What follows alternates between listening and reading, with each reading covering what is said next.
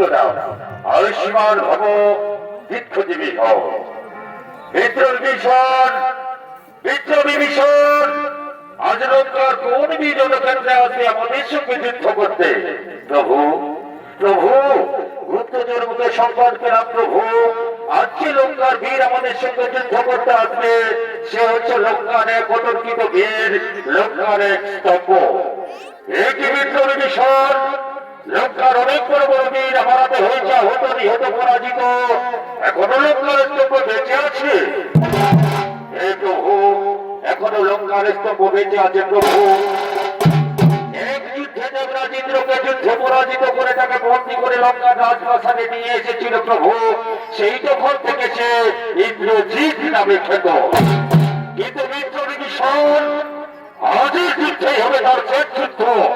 আজের যুদ্ধেই আমি তাকে বীর গতি প্রাপ্ত করাবো। না না প্রভু, তা হয় না প্রভু, তা হতে পারে না। কারণ আপনার দ্বারা সেই কাজ কখনো সিদ্ধ হতে পারে না প্রভু। সে হচ্ছে ব্রহ্মার বর প্রাপ্ত।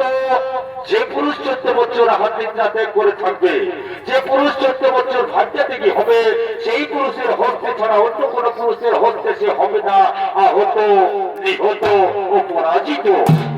অর্থাৎ মেঘনাথকে একমাত্র পরাজিত করতে পারে তার উপযুক্ত পাত্র হলো এই ভাই লক্ষ্মণ। আরো শুনুন প্রভু, আরো শুনুন, আজ মেঘনাথ যুদ্ধে যাওয়ার আগে যাবে নিকুম্বিরা মন্দিরে যজ্ঞ করতে। আজ যদি তার যজ্ঞ সম্পূর্ণ হয় তাহলে তাকে পরাজিত করা মহা কঠিন হয়ে যাবে প্রভু, মহা কঠিন হয়ে যাবে। তবে বিদ্রোহীষণ, তাহলে কি হবে বিদ্রোহীষণ? সেই নিকুম্বিরা মন্দিরের পথ তো আমরা কেউ চিনি না। এমন ভাবে কি উপায়ে আমরা ওই নিকুম্বিরা মন্দিরে পৌঁছাবো?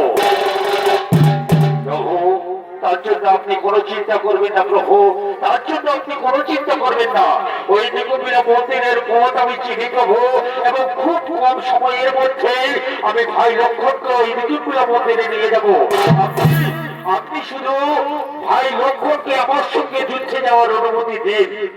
বেশ, তাই হবে বিদ্রোহীষণ, তাই হবে।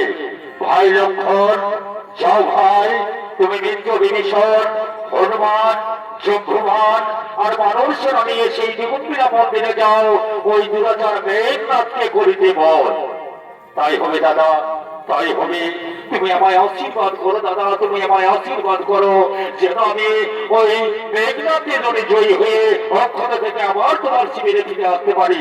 যাও ভাই, তোমায় আমায় আশীর্বাদ করো।